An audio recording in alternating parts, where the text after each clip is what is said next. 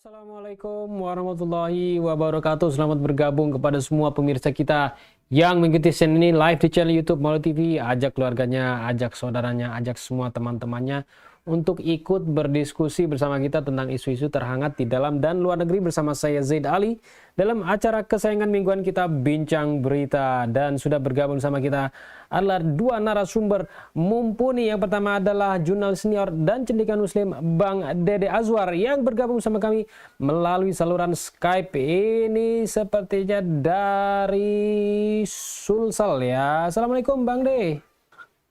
Waalaikumsalam, gimana Bang Ted? Alhamdulillah, gimana kabarnya Bang De? Begitu jauh sekali di sana. Iya, ribuan kilo Bang Ted ya. Iya, dan juga kita berada di zona waktu yang berbeda.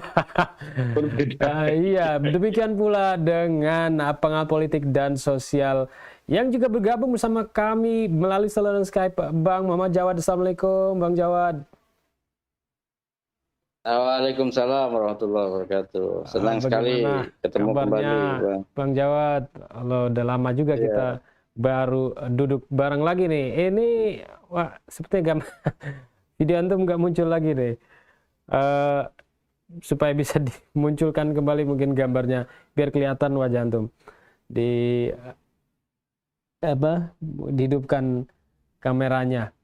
Baik pemirsa, kita sudah siapkan tema yang menarik untuk kita bicarakan, diskusikan pada malam hari ini. Seperti biasa jangan lupa like, subscribe, nyalakan notifikasinya, dan kirimkan komentarnya, diskusinya, pertanyaannya di live chat kami yang selalu online ini ya, di live chat di YouTube ini ya. Dan kita sudah siapkan tema yang menarik, yaitu bergabungnya Iran dan Arab Saudi di BRICS. Jadi KTT atau Konferensi Tingkat Tinggi BRICS, yaitu organisasi lintas negara, begitu, adalah organisasi internasional yang terdiri dari Brazil, Rusia, India, Cina, dan South Africa, Afrika Selatan.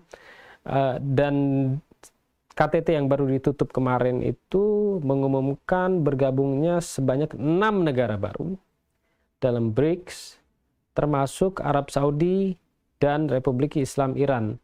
Nah, Indonesia belum. Coba kita lihat beritanya.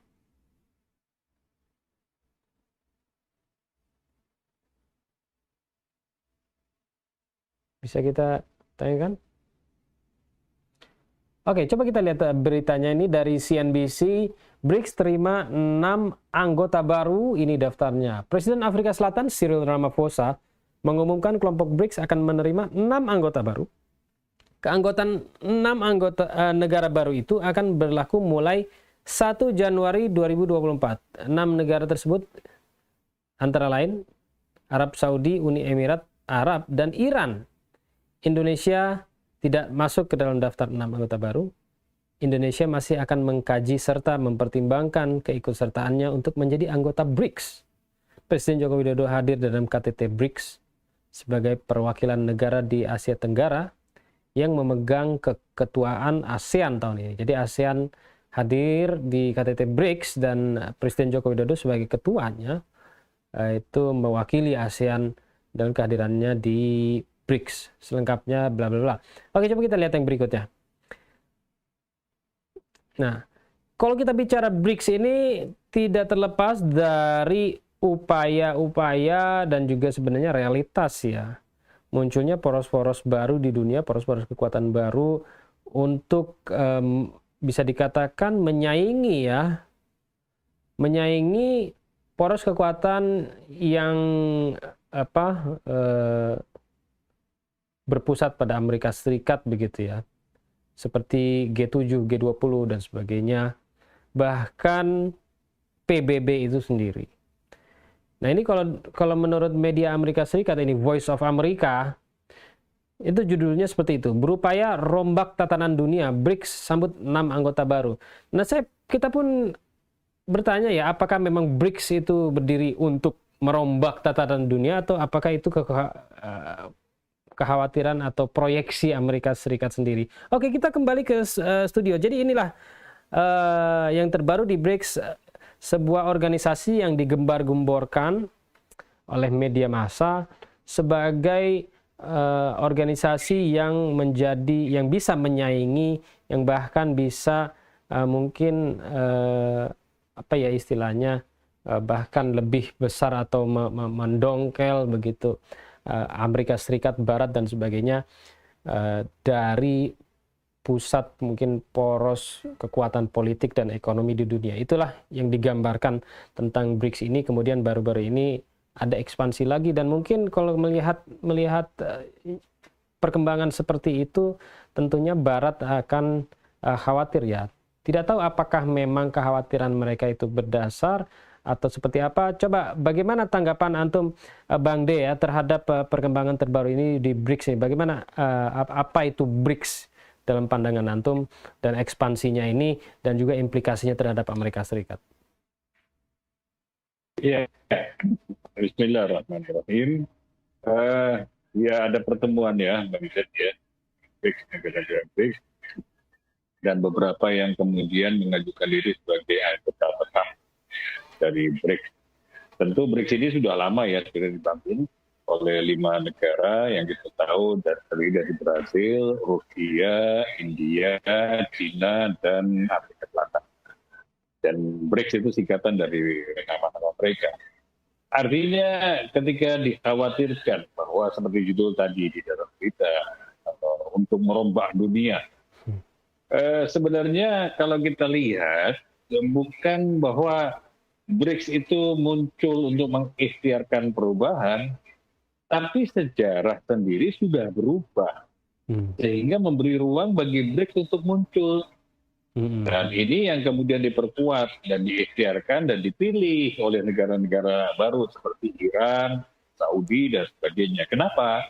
Karena mereka melihat negara-negara yang bergabung di dalam BRICS adalah negara-negara yang relatif independen terhadap sistem internasional yang seolah-olah normal, tapi sebenarnya adalah merupakan kepentingan dari sistem dan rezim Amerika Serikat yang cenderung menganiaya, mengintimidasi, mengeksploitasi, ya, menghegemoni, yang merasa dirinya sebagai kekuatan adidaya satu-satunya lah, gitu. Ya, pasca runtuhnya Uni Soviet. Nah, ini yang kita lihat bahwa runtuhnya Uni Soviet bukan berarti munculnya hanya satu kekuatan adidaya itu Amerika. Enggak, itu sebagai sebuah pertanda akan munculnya kekuatan-kekuatan baru. Dan kita tahu misalnya Iran secara khusus ya setelah revolusi itu menjadi kekuatan yang bahkan kalau diukur ya menurut saya ya dari aspek kemajuan ya, misalnya Amerika butuh 100 tahun untuk maju, Iran hanya butuh 30 tahun. Artinya kalau dilihat dari prestasinya ya Iran lebih maju daripada Amerika gitu loh, bukan daripada hasil-hasil yang tampak selama ini. Dan yang lebih penting adalah independen di hadapan sistem yang dibangun oleh Amerika. Kenapa? Ya sebenarnya dengan hasil embargo, sanksi itu sebenarnya kan mengeluarkan Iran dari sistem sistem hegemoninya sendiri gitu loh. Dan ini kan berarti memberikan satu ruang yang tersendiri buat Iran yang kemudian bergabung dengan negara-negara yang selama ini memang relatif independen di hadapan Amerika. Itu mungkin betul. Iya. Iya, jadi Bang Jawad, mungkin salah satu poin yang disampaikan Bang De tadi terkait dengan mungkin tujuan BRICS itu sendiri ya. Jadi memang BRICS itu tidak ada ikhtiar atau tujuan awal atau memang didirikan untuk menjadi sebagai rival atau apa ya terhadap Amerika Serikat dan Barat, tapi justru mungkin seiring waktu negara-negara yang mungkin ingin melepaskan diri dari hegemoni Barat itu berkumpulnya di situ. Apakah seperti itu menurut antum, Bang Jawad?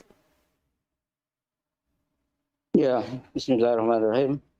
Ya benar apa yang dikatakan Bang De tadi bahwa memang zamannya sudah berubah, waktunya sudah datang, yaitu masa kebangkitan, masa perlawanan, masa ketika bangsa-bangsa di dunia sudah menyadari bahwa selama ini mereka hanya menjadi sapi perahan, hanya menjadi negara-negara yang dieksploitasi seenaknya oleh kepentingan-kepentingan Amerika dan Barat. Dan mereka ternyata bahwa dari apa yang dilakukan oleh contohnya Iran di Asia Barat dari sisi militer dan seterusnya, poros perlawanan bangkit dan kemudian ternyata beroleh kemenangan, berbagai macam kemenangan. Kemudian ini adalah sebentuk mungkin perlawanan di bidang ekonomi, bahwa selama ini negara-negara berkembang seperti di Afrika dan seterusnya itu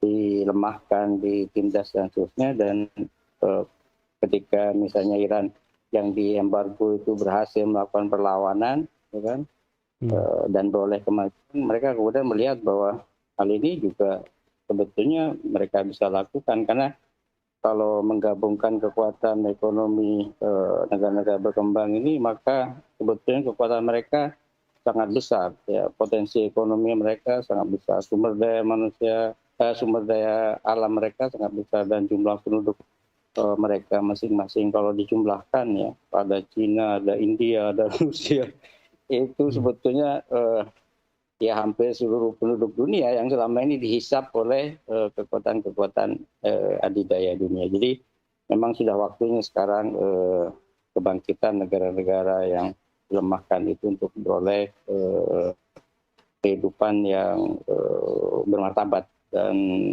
sudah saatnya negara-negara dunia membangun hubungan ekonomi, politik dan sebagainya berdasarkan prinsip kesetaraan. Baik, Bang De, bicara tentang berkumpulnya negara-negara yang berkembang ini, ya, seperti yang dikatakan Bang Jawad tadi, kita jadi teringat pada tahun 1955, termasuk Bung Karno, Indonesia menjadi salah satu pencetusnya ketika negara-negara yang berkembang ini yang ingin melepaskan diri dari hegemoni berkumpul dan membentuk sebuah organisasi bernama non-blok itu, ya, non-aligned movement. Tapi kemudian seiring waktu satu persatu anggota non-blok ini ketarik gitu, ya, mungkin, ya, ketarik kepada hegemoni-hegemoni yang sebelumnya mereka berusaha untuk melepas diri, mereka ketarik lagi ke dalam pusaran itu tahun 1955. Nah, sekarang ini negara-negara yang mungkin ingin menentang hegemoni Amerika Serikat berkumpul, mungkin bukan tidak secara de jure mungkin, tapi lebih secara de facto, ya, mereka berkumpul di BRICS ini. Nah, apakah antum melihat ada kesamaan dan perbedaan antara mungkin non-blok waktu tahun 1955 dengan BRICS sekarang ini? Kira-kira orientasi dan pergerakannya ini beda nggak?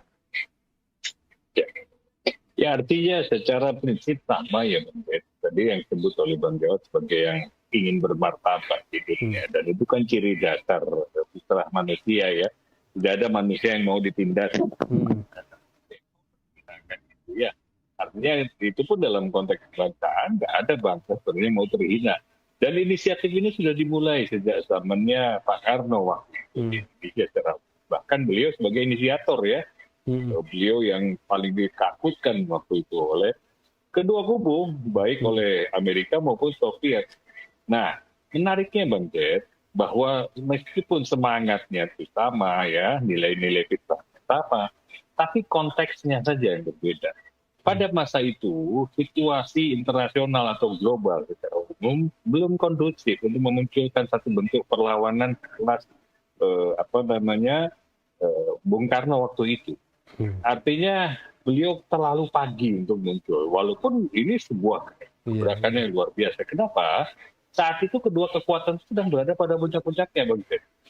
Ya, yang saya selalu ulang-ulang bahwa puncak mereka itu menuju arah menurun itu atau menuju tenggelam itu sejak revolusi Islam Iran. Jadi saya katakan bahwa ini luar biasa gerakannya Pak Karno, ya, dan beberapa negara non-alignment tadi, ya, non-blok, tapi kepagian gitu loh kalau kita sebut. Kalau ngopi itu kalau kepagian tuh juga kerasa kan kurang nikmat. Nah, masih gelap gitu, ya. Masih gelap, betul. Jadi orang sini masih meraba, belum kayak orang baru bangun tidur lah gitu, Bang Jed, ya. Nah, itu yang kemudian belum terlalu maupun ditambah juga kekuatan adidaya atau arogan ini yang bahkan dua loh waktu itu, Bang Jed, bukan satu. Ya, ini yang menjadi berat sehingga seolah menjadi sebuah pilihan pada masa itu, padahal dua-duanya bukan pilihan gitu. Nah, seiring dengan jadi Amerika itu menyangka runtuhnya Soviet itu berujung pada keemasannya Amerika. Enggak. Soviet itu rontok duluan gitu loh maksudnya. Iya kan, bukan berarti terus Soviet itu rontok karena Amerika, nggak ada. Coba buka catatannya kan Bang Jeta. Nggak ada relevansinya, nggak ada korelasinya dengan Amerika. Tapi sejarah mentakdirkan itu. Sehingga sekarang tinggal satu gitu loh ya. Kekuatan arogan itu tambah ringan ya. Kemudian muncul BRICS ya, berapa 10 atau berapa tahun yang lalu muncul, tapi kan kekuatannya masih agak dominan nih Bang Jen. Ya kan? Sehingga tidak populer. Jadi mereka masih bermain di dalam sistemnya Amerika. Nah sekarang ditambah dengan Iran yang jelas-jelas di outsider ya. Pihak keluar dari sistem Amerika yang memang dipaksa oleh Amerika sendiri ya, dikeluarkan dari sistemnya. Dengan bergabungnya Iran, ya sudah ini trade lah kalau kata kita begitu. Penaltinya yaitu multipolar sudah masuk. Ya dan yang menjadi multipolar siapa sih? Ya Iran sebenarnya, nggak ada lagi. Betul ya. Jadi fix gitu ya. Iya. Ya ini fix gitu. Iya. Memang iya, Bang Jawad, kalau kita lihat BRICS misalnya di awal-awal kan kita masanya masih masa Presiden Rusia itu masih Medvedev, kemudian di Brazil itu masih Dilma Rousseff, kemudian diganti oleh siapa Bolsonaro ya. Kemudian India yang kita tahu ini sebenarnya di waktu itu ya bukan tokoh-tokoh yang menentang Amerika sebenarnya. Penentangan Rusia terhadap Amerika ini bisa dikatakan hanya sejak perang Ukraina itu lebih keras, getol keras gitu ya anti Amerikanya. Kemudian begitu pula dengan Cina, khususnya sejak era Trump ke sini ini dibentuk sebagai sebuah musuh baru bagi Amerika Serikat. Sebelumnya enggak begitu. Jadi bisa sebenarnya BRICS ini ya itu mungkin ada perbedaan secara fundamental dengan non-blok. Itu non-blok memang tujuannya untuk menentang hegemoni, sedangkan BRICS itu mungkin awalnya cuma kumpul-kumpul aja, tapi seiring waktu menjadi sebuah media, mungkin media kumpul negara-negara yang menentang hegemoni. Apakah seperti itu mungkin Bang Jawad? Ya betul, sebetulnya memang momentumnya sekarang ini paling tepat, Bang Jed. Kemudian gerakan non-blok dulu itu kan lebih ke citra pergerakan politik ya, untuk meraih kemerdekaan dan negara-negara, untuk mendukung kemerdekaan negara-negara Asia dan Afrika. Termasuk juga yang dikutip juga atau dinyatakan juga oleh pidato Presiden Jokowi di konferensi BRICS kemarin itu, bahwa ada semangat Dasar-Sila Bandung di dalam BRICS ini. Jadi tetap model perlawanan yang coba dilakukan, kendati memang seperti katakan Bang Dek tadi, masih terlalu pagi dan seterusnya, sehingga tidak beroleh sambutan memadai, maka momentumnya belum datang. Dan kemudian juga mungkin kepercayaan diri ya, di awal-awal pembentukan BRICS itu belum cukup. Dan alhamdulillah justru Republik Islam Iran itu memberi contoh lah keberhasilan, bahwa satu negara saja bisa melawan sekian banyak negara yang melakukan embargo ekonomi terhadap Iran ya. Tapi justru mereka beroleh kemajuan. Jadi cercah harapan ini kemudian menyebar di antara negara-negara itu, dan kemudian mereka, kalau misalnya mereka bergabung, itu akan semakin kuat tentu saja perlawanan mereka terhadap hegemoni politik ataupun juga ekonomi dari negara-negara Barat. Jadi saatnya ini sekarang tepat, dan saya pikir Indonesia yang juga sudah termasuk negara pionir ya, yang menyuarakan tentang keadilan dan seterusnya, bisa memanfaatkan momentum ini lebih baik ya. Jadi kalau mau mempertimbangkan mungkin bisa lebih cepat para pelaku, para penentu kebijakan negeri ini untuk menyambut kehadiran BRICS karena memang sejalan dengan semangat Dasar-Sila Bandung. Jadi pendiri negeri kita, negara kita, para bapak bangsa kita sudah meletakkan dasar-dasarnya dan kita tidak boleh keluar dari arah yang sudah digariskan oleh pendiri negara ini. Baik. Oke, coba kita lihat berita berikutnya. Yang tadi mungkin kita coba lihat bagaimana angle Voice of America tadi, coba mau. Oke, apa kata Amerika di sini? Voice of America kan ya suaranya Amerika. Jadi apa yang dikatakan oleh Voice of America ya apa yang dikatakan oleh Amerika. Coba katanya. Apa katanya? Coba ke bawah.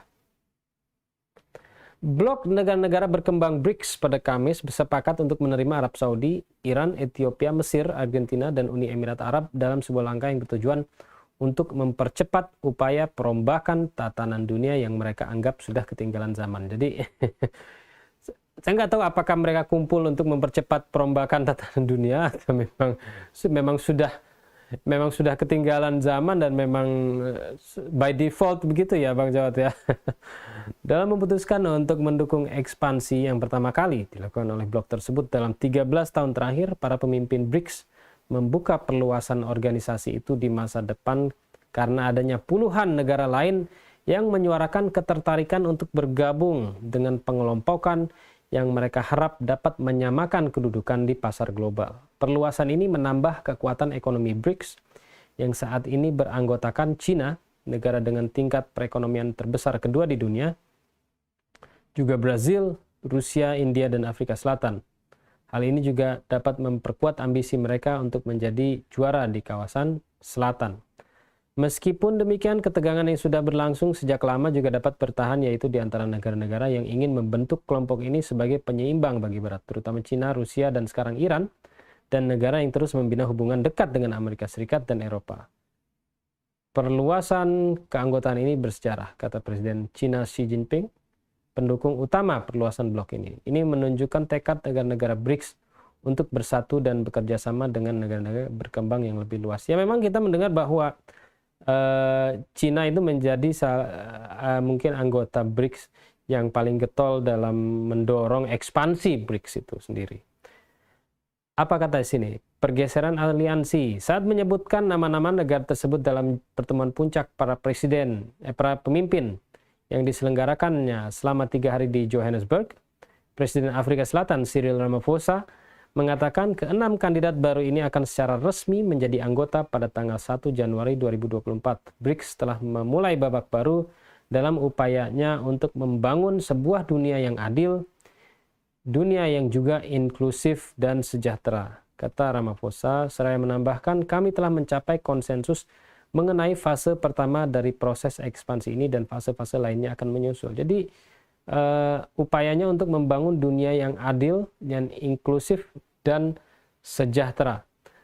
Saya ingin bertanya mungkin di sini, Bang De, selama ini misalnya organisasi-organisasi internasional ya seperti G7, G20 yang mungkin mendorong kesejahteraan dan sebagainya, di situ banyak anggota negara-negara Barat.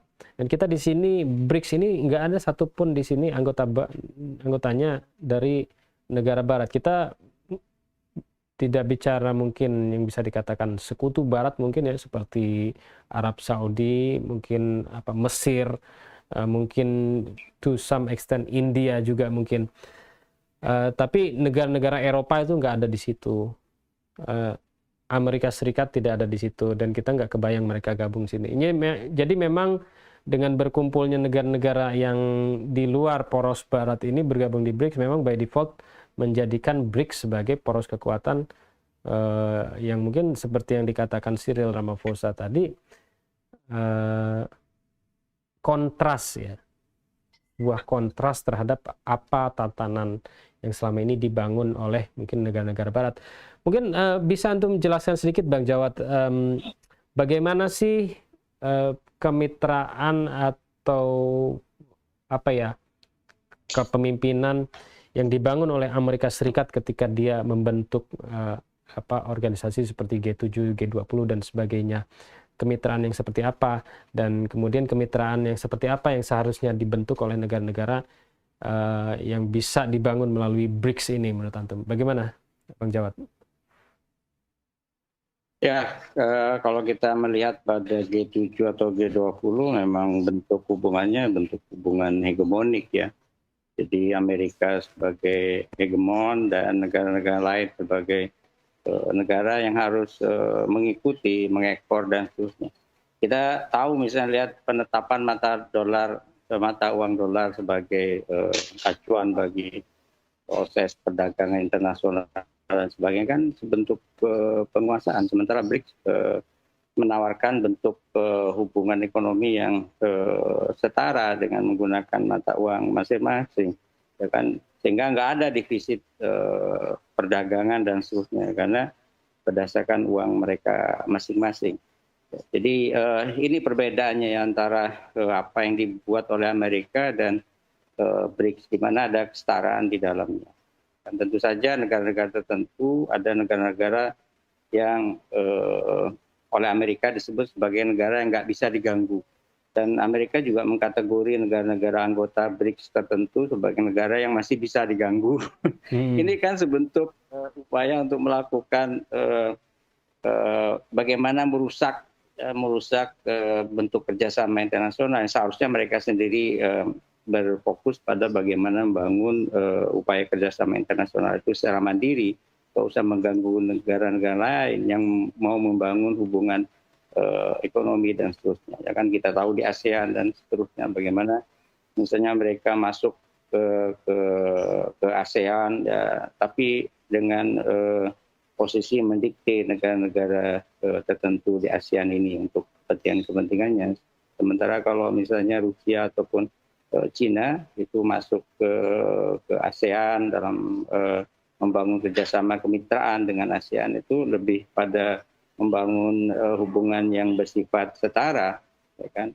Oleh karenanya sambutan bagi BRICS ini di belahan dunia Afrika dan kemudian Amerika Selatan itu sangat besar dan teramat banyak negara-negara di Afrika dan Amerika Selatan yang mengantri untuk mendaftar masuk menjadi anggota BRICS ya.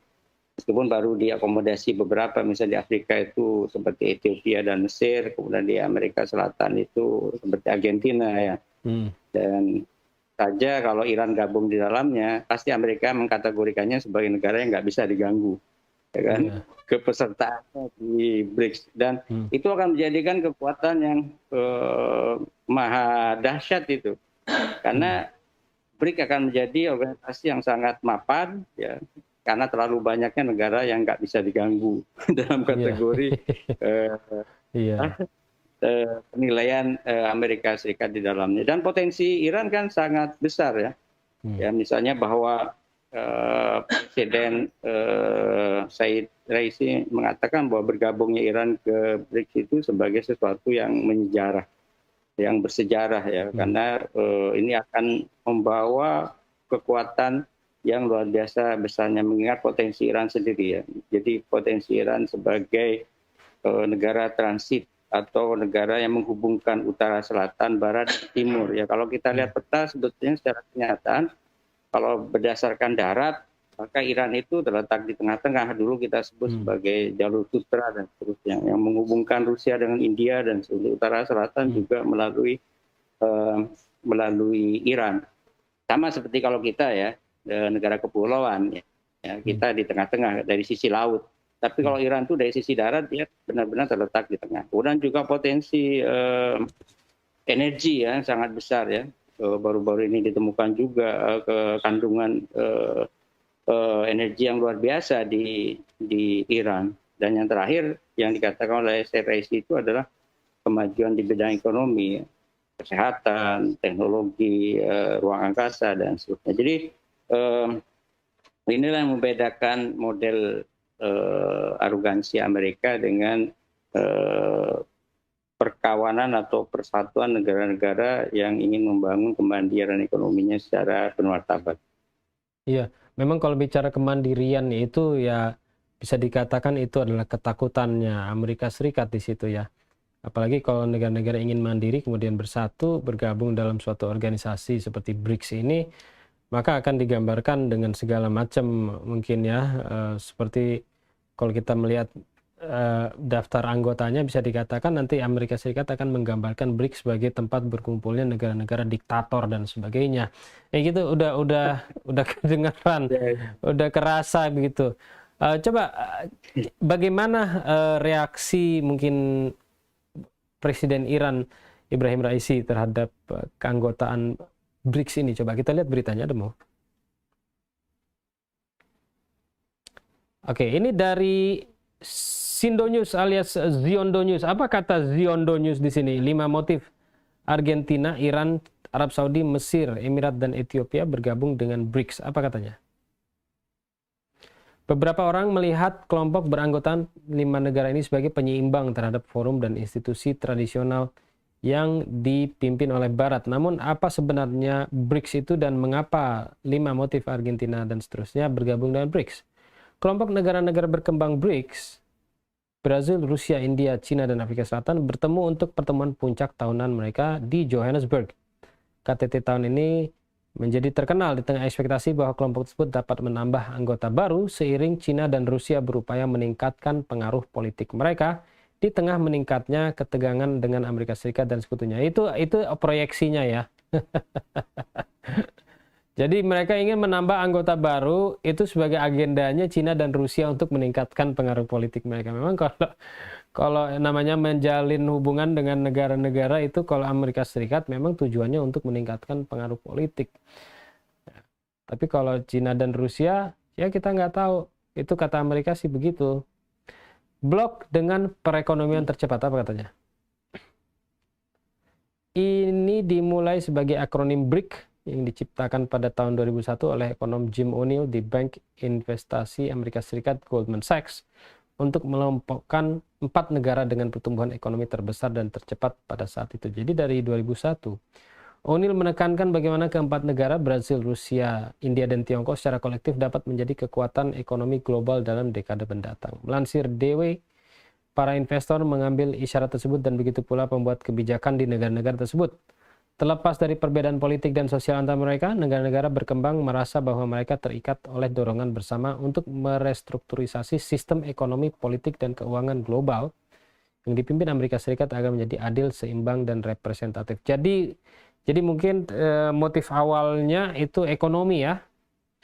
Para pemimpin BRIC mengadakan pertemuan tahunan pertama tahun 2009 di Ekaterinburg, Rusia. Setahun kemudian mengundang Afrika Selatan bergabung dengan klub politik dan huruf S ditambahkan jadi BRICS. Mewakili 42% penduduk dunia. Ya, jadi mendekati setengah penduduk dunia itu anggota BRICS ya. Coba kita lihat di bawahnya. Hampir seperempat PDB, 18% perdagangan. Di bawahnya menawarkan banyak alternatif geopolitik dan geoekonomi. Dan seterusnya. Oke, bisa di show all nggak?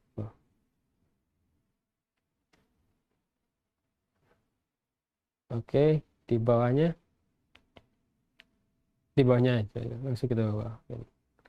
Apalagi kerjasama perdagangan dan investasi terus meningkat. Oke, jadi memang motif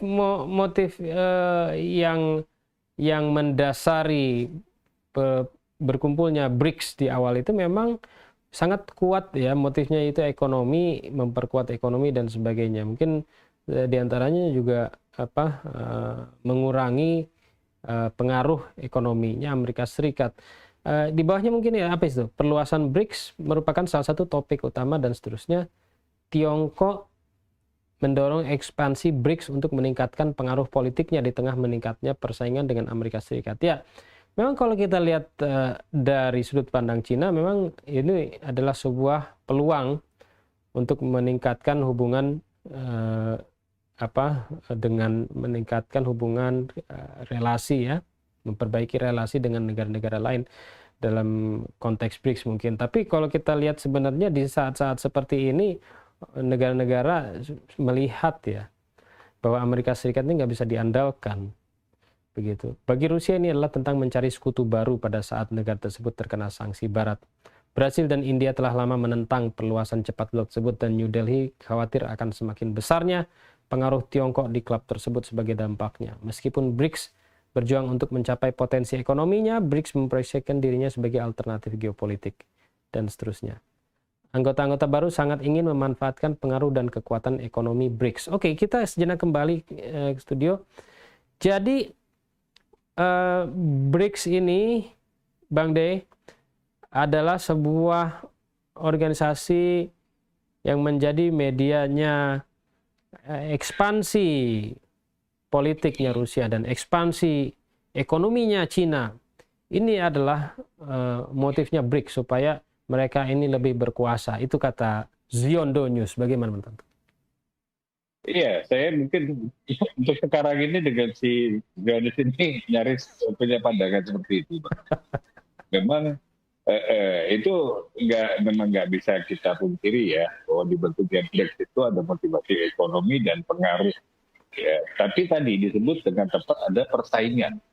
Kan kita sudah pernah bahas dulu ya Bang Jet ya, bahwa Cina itu lebih sebagai rivalnya Amerika dalam sebuah sistem yang sama, itu sistemnya Amerika. Nah sementara Rusia itu mencoba untuk membangun sendiri sistemnya, dikarenakan keinginan memberi pengaruh yang sama. Cuma di sini kemudian terjadi radikalisasi, Bang. Ya kan, dikarenakan ulah Amerika juga yang semakin intimidatif dan semakin teror. Ya, seperti misalnya kita tahu dari mulai 2012 sampai sekarang itu Cina itu terus diteror kan, sampai Huawei dilarang lah, sampai wah macam-macam.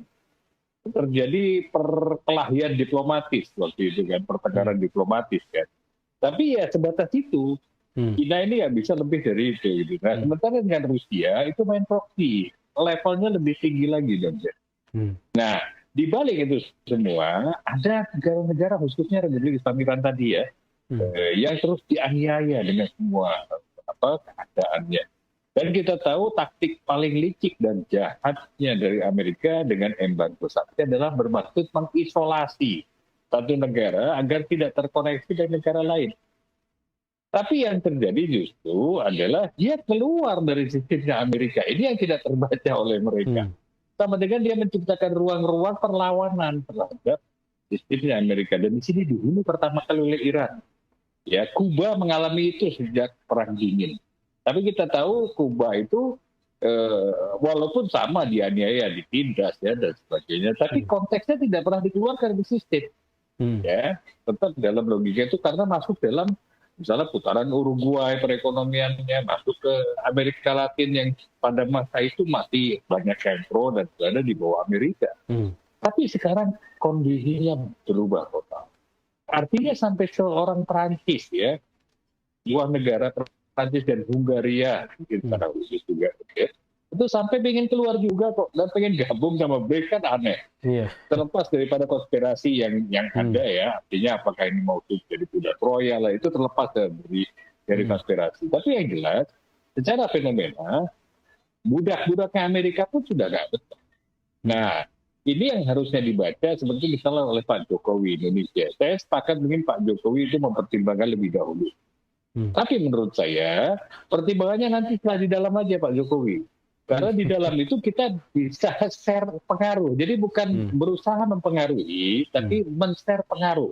Misalnya gini, Indonesia punya kekayaan Freeport itu, tinggal nasionalisasi, dan itu menjadi modal kita untuk memberikan pengaruh terhadap keanggotaan di BRICS. Bagaimana Iran tadi yang disampaikan Bang Jawad, ditemukannya litium terbesar nomor 2 di dunia. Juga menjadi modal. Jika kalau kita gabungkan misalnya, tambah Indonesia, Bang.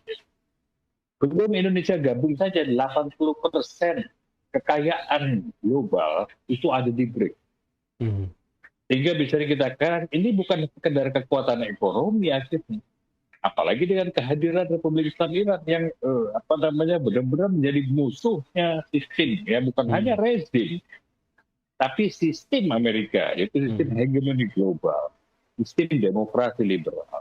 Dan ini sepertinya akan memberikan pengaruh dalam koneksi yang lain, minimal tadi, sebagaimana Bang Jawad bilang, ada kesetaraan, ada paralelisme di antara para anggota yang menggunakan mata uang dolar. Karena kita tahu BRICS baru muncul menarget dolar itu ya 4-5 tahun belakangan mungkin. Sebelumnya BRICS nggak bicara tentang dedolarisasi kan waktu itu, hanya ngumpul baru-baru beberapa ini ya. negara. Hanya baru-baru ini itu mungkin. Baik. Oke, coba kita lihat berita berikutnya. Ini yang tentang komentarnya Presiden Raisi. Coba kita.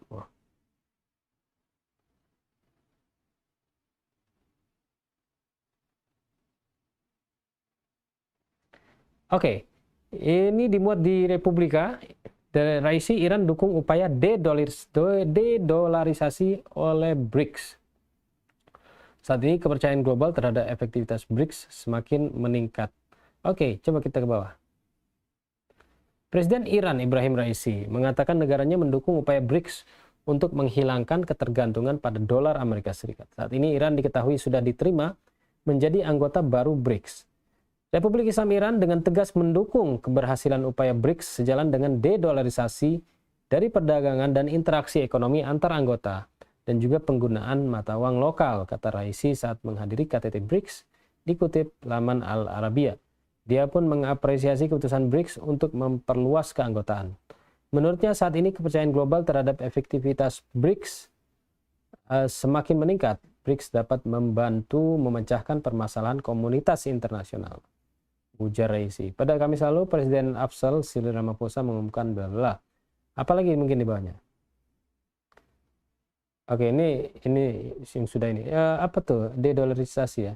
Ramaphosa sempat menyampaikan bahwa lebih dari 20 negara mengajukan permohonan keanggotaan BRICS. Indonesia pun kerap disebut sebagai negara yang berminat bergabung dengan koalisi yang dibentuk pada 2009 itu. Itu coba kita lihat tab yang sebelumnya, yang X itu, Bicara tentang keanggotaan Indonesia ya.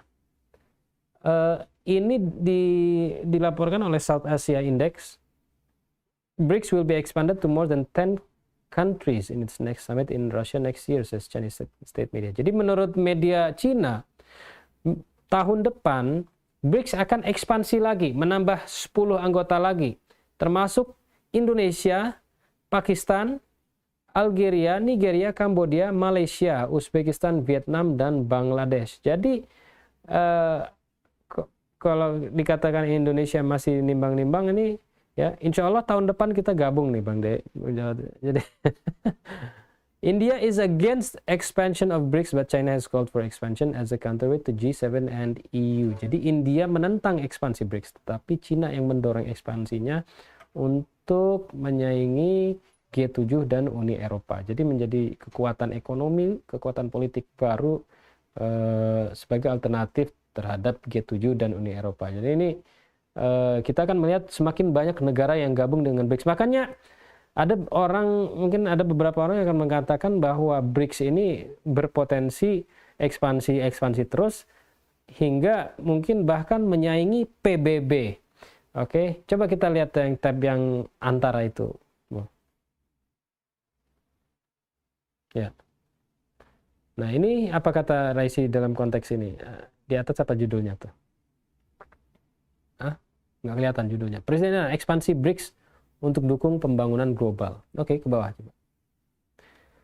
Presiden Iran Ibrahim Raisi memuji keputusan anggota BRICS pada Kamis untuk memperluas kelompok tersebut dan memujinya sebagai langkah terpuji yang akan memfasilitasi pembangunan di seluruh dunia sambil menjunjung tinggi prinsip keadilan. Pernyataan tersebut disampaikannya pada KTT BRICS di Johannesburg. Setelah kelompok tersebut mengundang Iran, Argentina, Mesir, Ethiopia, Arab Saudi, dan Uni Emirat Arab untuk menjadi anggota baru, menurut pernyataan yang dipublikasikan di situs kantor kepresidenan Iran. Apalagi di bawahnya. Dikutip dari Xinhua, Raisi menyatakan keyakinannya bahwa masuknya Iran dalam BRICS akan menciptakan dampak bersejarah, menandai tonggak penting dalam memajukan prinsip-prinsip keadilan dan etika, dan pada akhirnya mendorong perdamaian global yang langgeng. Ini mungkin yang tadi Antum sebutkan ya Bang Dea, yang bersejarah ya, menciptakan dampak bersejarah. Ia menguraikan munculnya ambisi hegemonik, ketidakadilan, kesenjangan, dan krisis moral sebagai penyebab rumitnya lanskap global. Menyoroti pentingnya mengatasi masalah mendesak seperti kelaparan, perubahan iklim, dan berkurangnya sumber daya energi, Raisi menggarisbawahi perlunya inisiatif kolaboratif dan persatuan untuk membangun sistem yang adil berdasarkan kepentingan bersama. Oke, gitu apa lagi? Raisi menggambarkan BRICS sebagai simbol perubahan dalam hubungan global yang dapat membantu menyelesaikan permasalahan komunitas internasional, terutama seiring dengan meningkatnya kepercayaan global terhadap kelompok tersebut. Oke, kita sejenak kembali ke studio. Jadi, meningkatnya kepercayaan terhadap BRICS, meningkatnya mungkin kekuatan BRICS, dan juga ketika Iran bergabung itu menjadi sebuah momentum yang bersejarah ya. Bahkan bukan Iran saja, itu ada beberapa negara lain juga ketika mungkin BRICS itu membuka pintunya, negara-negara banyak yang ingin bergabung, itu menandai sesuatu yang signifikan ya. Bang Jawad, kata Presiden Raisi ini sesuatu yang bersejarah. Bagaimana teman-teman? Bisakah mungkin dijelaskan lebih lagi tentang ini? Ya, menurut saya itu memang sesuatu yang sangat bersejarah karena merupakan arah baru dan kekuatan baru dari BRICS. Bahwa Iran itu memiliki kekuatan visi dalam membangun dunia. Kita lihat misalnya betapa Iran membantu Palestina meskipun sangat berkesulitan ya di masa-masa awal revolusi. Apalagi sekarang ketika Iran sudah sedemikian terlepas dari ikatan, meskipun tekanan maksimum itu senantiasa diupayakan oleh Amerika, ya kan. Jadi visinya kemudian membantu negara lain. Jadi hubungan antar negara saling membantu, bukan mengeksploitasi, ya kan. Kita kemudian juga melihat perhatian Rusia ataupun Cina ke Afrika dan seterusnya. Jadi membantu negara-negara Afrika, kemudian membebaskan hutang mereka dan seterusnya. Jadi kan sesuatu yang benar sebetulnya seharusnya dibangun di dalam hubungan antar bangsa di dunia, yaitu saling mengenal, saling menghormati, saling menghargai, saling membantu, ya kan, bukan saling mengeksploitasi. Ini yang mungkin nanti akan menjadi sesuatu yang lebih dominan dalam hubungannya akan dibangun oleh BRICS di antara anggota-anggotanya. Jadi karena kehadiran Iran itu akan perkuat visi BRICS ke masa yang akan datang ya. Jadi visi saling membantu, saling memberi, bukan saling mempecundangi atau saling menghisap satu dengan yang lainnya, akan menghasilkan ketimpangan dan akhirnya akan ambruk dengan sendirinya. Jadi seperti dikatakan Bang Dek tadi, memang sudah momentumnya mereka untuk ambruk karena dia dibangun berdasarkan prinsip hegemonik, saling menindas, saling menguasai, saling memata-matai, saling mencari keuntungan sendiri, bahkan di dalam suatu lingkaran yang kita sebut sebagai forum kerjasama internasional. Sementara Iran masuk di BRICS dan mungkin akan mengubah visi itu, bahwa hubungan antar negara, bahkan hubungan ekonomi itu dibangun berdasarkan asas saling memberi, saling membantu dan seterusnya. Iya. Dengan bertambahnya anggota BRICS, kemudian katanya tahun depan akan bertambah lagi 10 anggota, kita pun bisa mengatakan ke depannya akan bertambah terus. Kira-kira menurut Antum, apakah memang ada potensi untuk menggeser signifikansi PBB, misalnya keberadaan PBB, dan kita memang di sini juga kita sering bicara tentang peran PBB yang bisa dikatakan nol besar lah di dunia ini. Kira-kira apakah ini akan terjadi dan harus terjadi menurut Antum? Bukan harus terjadi, Bang Zed. Memang akan terjadi. Itu kan kita katakan sebagai sunnatullah ya. Dalam prinsip keagamaan kita, bahwa yang tidak alami itu tidak akan abadi. Segala sesuatu yang dibangun berdasarkan prinsip ketidakadilan itu bukan sesuatu yang alami, itu sesuatu yang pasti akan sirna, ya kan, pasti akan hancur, ya kan.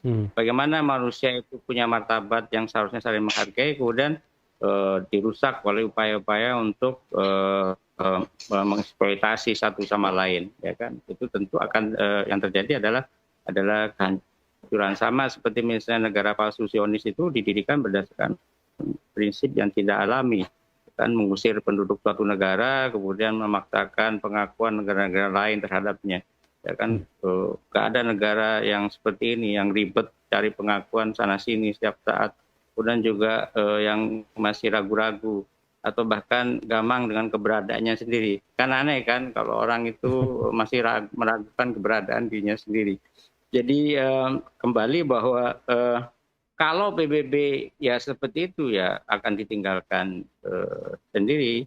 Mungkin setelah kerjasama ekonomi akan kemudian meluas ke kerjasama politik dan seterusnya. Dan kalau itu terjadi ya kirim salam deh buat PBB ya, kalau mereka tetap mempertahankan prinsip yang tidak benar selama ini ya kan, dengan Dewan Keamanan yang mempercundangi negara-negara lain dan seterusnya, prinsip ketidakadilan, kemudian di forum Majelis Umum tidak memiliki kekuatan apa-apa kecuali kekuatan kata-kata, itu pun tidak bermakna apapun bagi negara-negara jahat seperti Zionis dan seterusnya. Maka PBB bukan ditinggalkan, tapi mungkin ambruk dengan sendirinya, karena ya memang sudah saatnya, ya kan, seperti G20 yang dibangun berdasarkan prinsip eksploitatif itu, juga G7 dan seterusnya, negara-negara imperialis ini yang bersatu dan memikirkan cara menghisap negara-negara miskin, itu akan kehilangan momentum ketika zamannya, ketika saatnya manusia sudah menyadari bahwa dunia ini harus diubah dari pola-pola zaman jahiliyah ya menuju zaman masa depan umat manusia yang lebih cemerlang. Ya memang kalau kita kontraskan seperti itu ya, PBB, G20 sebagai organisasi yang begitu bermasalah ya, bahkan munculnya rezim Zionis itu sendiri itu dari PBB juga sebagai biang keroknya waktu itu ya. Dia sebelum jadi United Nations, kalau nggak salah League of Nations, resolusi PBB yang membentuk rezim Zionis itu. Jadi sebuah organisasi yang bisa dikatakan ya organisasi jelek lah. Tapi kita bisa berharap dengan munculnya BRICS ini, munculnya poros baru dan juga persatuan baru antara negara-negara di dunia ini, ketika mereka bisa bersatu berkumpul situ, hingga akhirnya yang tersisa yang nggak jadi anggota BRICS ya negara-negara Barat, mungkin Eropa ya, Zionis, itu akan mungkin mereka semakin terkucilkan begitu ya. Oke, coba kita lihat beberapa komentar pertanyaan dari kawan-kawan kita yang sudah meramaikan live chat ini. Ada Faiz Alatas, ada Roshan Fikri, ada Merah Putih Sucitno, Citno, Atos Alatos. Kemudian ini pertanyaan dari Faiz Alatas, apakah benar BRICS akan mengeluarkan mata uang sendiri? Itu salah satu wacananya ya, lagi sedang dikaji sepertinya, karena ada beberapa alternatif ya dalam rencana de-dolarisasi ini. Apakah mereka negara-negara ini akan melakukan perdagangan menggunakan mata uang sendiri, misalnya di backing oleh emas atau apa, atau apakah mereka akan melakukan perdagangan dengan mata uang lokal? Atau jadi misalnya kalau Indonesia dengan Cina, kita membeli Cina, kita membayar dengan mata uang Cina, atau Cina mau beli barang dari Indonesia harus membayar dengan rupiah. Perdagangan seperti itu, karena sekarang ini harus beli dolar dulu baru beli barang di Cina, atau Cina harus beli dolar dulu beli di Indonesia. Jadi ketika yang terjadi sekarang ini dengan sistem dolar, perdagangan dolar ini semua dalam bahasa dolar. Nah, kalau kedepannya tidak menggunakan itu adalah di antara beberapa alternatif yang sedang masih dikaji hingga saat ini. Ada ini dari Hadijah Syahab di Bogor, Regenerasi Pemimpin Negeri Channel, Salam Farmonde 313 ya. Apa nih pertanyaannya? Ya ini terkait transaksi ekspor impor sesama member BRICS, apakah tetap menggunakan mata uang nasional masing-masing negara atau sudah ada mata uang secara kolektif? Itu yang tadi sudah sempat kita diskusikan. Jadi masih sedang dikaji seperti itu ya. Saya rasa sampai saat ini perdagangan itu masih berjalan menggunakan dolar. Walaupun misalnya Indonesia ya, Pak Jokowi kalau nggak beberapa waktu lalu ya, beberapa kali itu menekankan rencananya untuk meninggalkan dolar, menggunakan mata uang lokal, misalnya di ASEAN dan sebagainya. Ini pun sedang masih dikaji, mungkin viabilitasnya bagaimana, masalah teknisnya begitu ya. Kemudian ini apa lagi nih? Terkait transaksi perdagangan di internal member BRICS, bagaimana peran kerja bank sentral masing-masing negara yang tergabung dalam BRICS? Bicara bank sentral, ingat ada development bank, banknya BRICS itu bisa muncul sebagai alternatif baru terhadap Bank Dunia gitu. Kemudian ini bincang berita live Jumat malam ya, insya Allah kita sekarang ini pindah jadwalnya ke Jumat malam. Biasanya kan malam Senin, kemudian pindah lagi. Nah sekarang pindah lagi ke Jumat malam. Oke, coba kita lihat beritanya yang berikutnya.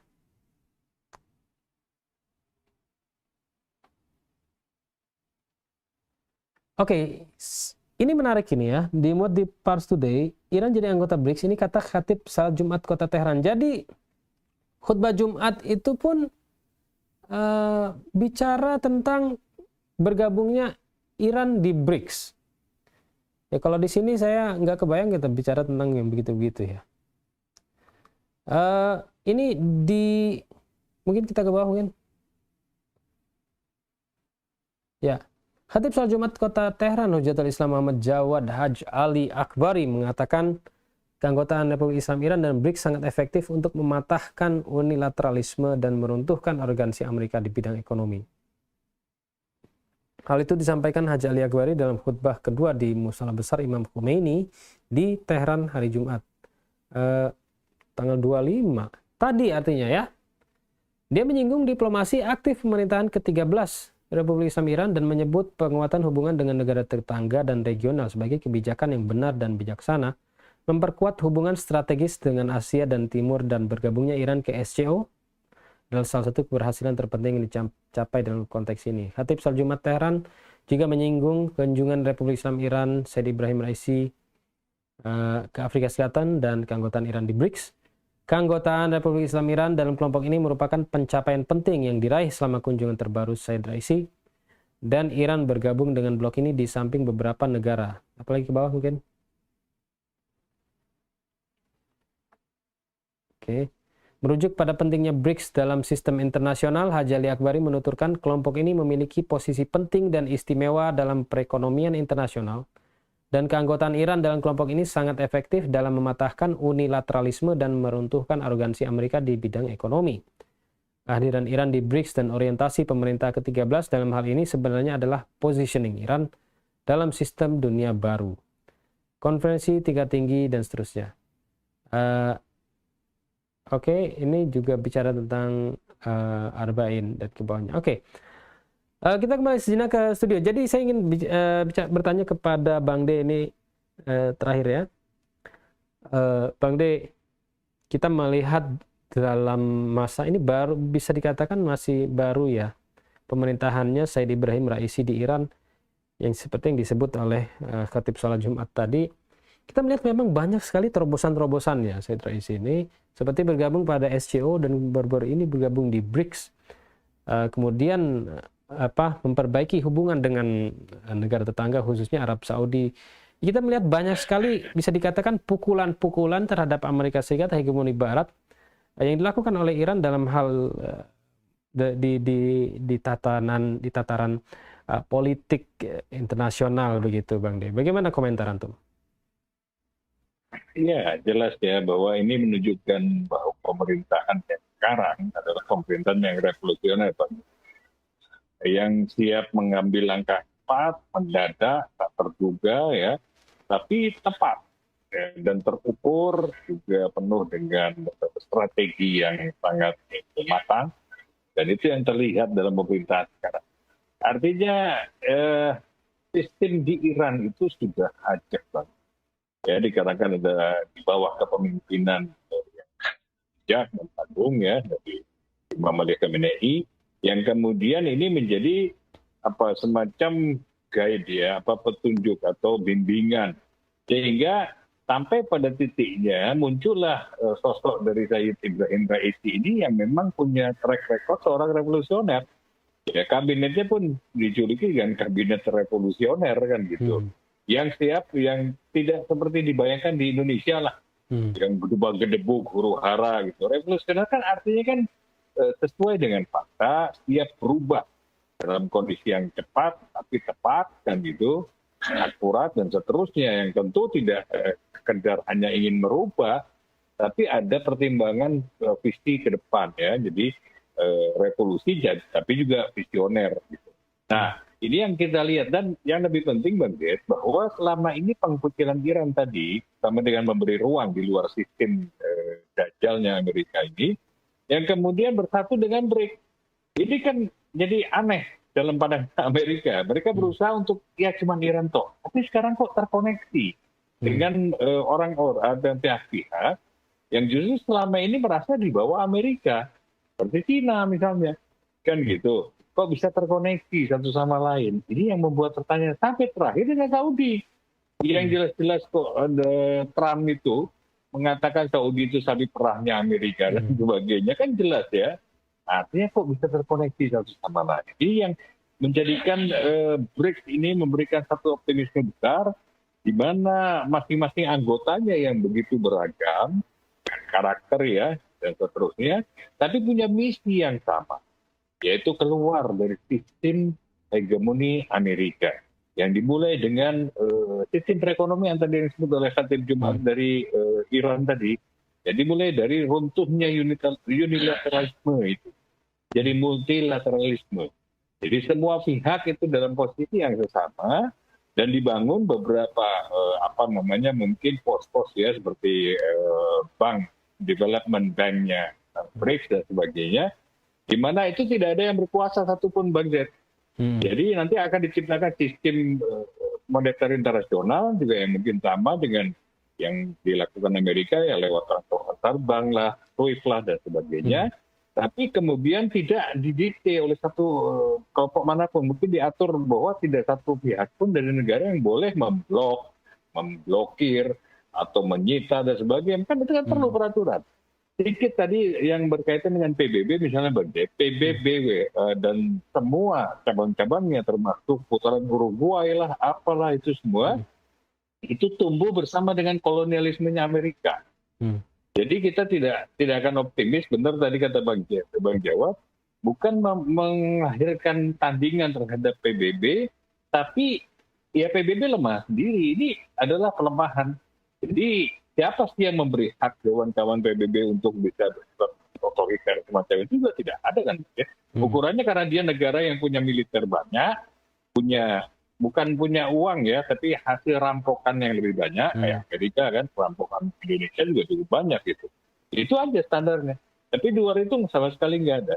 Sehingga kemunculan BRICS dan negara-negara yang keluar dari sistem Amerika ini otomatis kan melemahkan semua lembaga-lembaga yang ada di dalam sistemnya Amerika itu. Ya, baik. Terima kasih Bang De dan Bang Jawad. Kita melihat pemirsa kemarin ini terjadi ya. Satu lagi terobosan atau peristiwa yang besar yang terjadi di hadapan mata kita, perubahan ya dalam tatanan dunia ini semuanya terjadi begitu cepat. Saya sendiri pun saya akui ya, saya tidak mengantisipasi ekspansi BRICS itu akan terjadi hampir tiba-tiba begitu ya. Kita mungkin masih mengira itu akan terjadi dalam mungkin setahun, 2 tahun, mungkin 3 tahun lagi baru deh banyak itu anggota BRICS ini. Tahu-tahu udah 6 nih bergabung. Iran dan Arab Saudi, di situ kita tahu Iran dan Arab Saudi ini sumber minyaknya dunia itu adanya di situ. Rusia itu gasnya gasnya dunia ada di situ. Jadi kita bisa bayangkan itu sumber alam itu ada di BRICS semua. Ya, jadi kalau misalnya kita membayangkan bagaimana Amerika Serikat dan Barat ingin menjatuhkan sanksi ekonomi terhadap Iran, sudah nggak bisa lagi gitu, nggak bisa lagi menjatuhkan sanksi terhadap Cina atau terhadap Rusia. Apa mereka? Sedangkan negara-negara di BRICS ini semakin banyak anggotanya, ada bank BRICS itu New Development Bank akan membangun sistemnya tersendiri, perdagangannya sendiri, sehingga membentuk sistem yang anti sanksi, yang multilateral seperti dikatakan oleh Bang De tadi ya. Jadi ini mungkin ya itu tadi lah yang ditanyakan ya, apa ada juga semacam IMF BRICS, yaitu ya New Development Bank itu adalah mungkin semacam World Bank-nya nanti ke depannya. Kemudian ada lagi pertanyaan komentar nih dari Ahmad Sulbi Fafir ya. USD selalu mempermainkan mata uang negara lain agar ekonomi negara lain lemah. Bisa dikatakan waktu kita menghadapi krisis moneter di akhirnya Orde Baru itu salah satunya permainan di situ ya. Baik, pemirsa, terima kasih atas semua supportnya dan komentar antum yang sudah meramaikan di live chat ini ya. Jangan lupa di like, subscribe ya, nyalakan notifikasinya, share kepada teman-temannya. Dan bergabung kembali minggu depan insya Allah pada hari Jumat malam ya. Terima kasih Bang D, Bang Jawad. Insya Allah kita berjumpa kembali dalam episode berikutnya ya. Baik pemirsa, sekian dari kami di Maula TV. Wassalamualaikum warahmatullahi wabarakatuh. Waalaikumsalam warahmatullahi wabarakatuh.